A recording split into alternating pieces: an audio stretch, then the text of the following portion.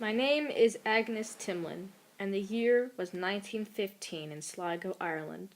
My parents had survived the Great Potato Famine, and they were afraid the conditions might get worse, and they wanted to send me to America. My family was very poor. I couldn't even finish grade school. I had to work so my family could only afford one ticket, and that ticket was mine. It took my family about a year to save up for my journey, but on May 10th, 1916, we all saved up the money and I had my ticket.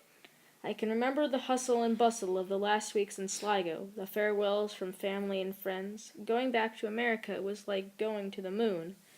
The last week went by fast. My mother and I walked down the railroad station. The day I left home, my mother came with me to the railroad station.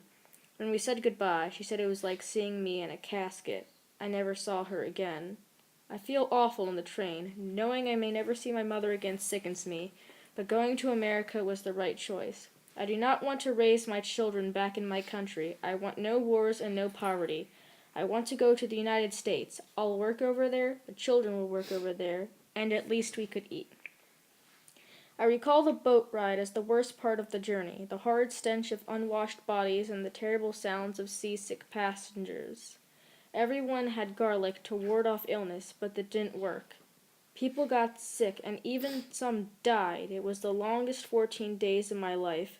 Arriving in America was a great thing. Seeing the beauty of the Lady Liberty for the first time was mesmerizing. I then had to get inspected by doctors in Ellis Island. I was fine, but many others were sent home. I arrived in America in August of 1916. It was very hard to find a job, but to make a living I cleaned houses. After the war I married a man in 1917, and together we made a baby boy named John. He was born on July 3rd, 1918 in Philadelphia, Pennsylvania. A few years later, all was going good until my husband tragically died in an automobile accident. God bless his soul. I had to work multiple jobs in order to keep my family going. We moved to a tenement house, and I lived in bad conditions for years.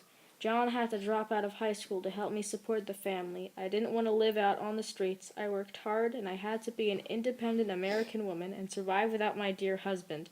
If my parents knew what happened, they would have been proud. I raised a family in a country that was new to me.